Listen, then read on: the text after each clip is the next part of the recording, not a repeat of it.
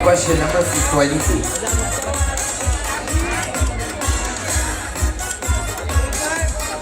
Considering the challenges and opportunities of our present time, what can you say about the future of financial literacy among Filipinos, and how do you envision it shaping the world beyond tradition?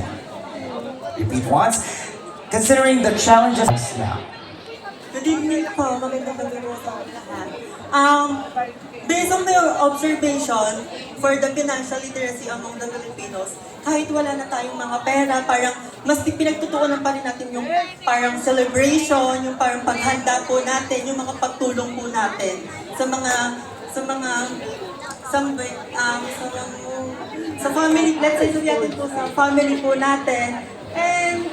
And how do you envision it shaping the world behind the tradition?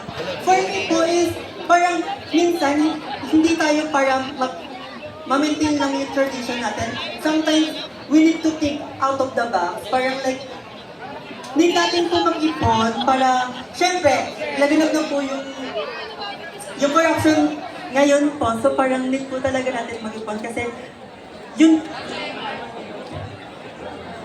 cannot predict the future. Thank you po. Thank you so much, baby girl. It's okay.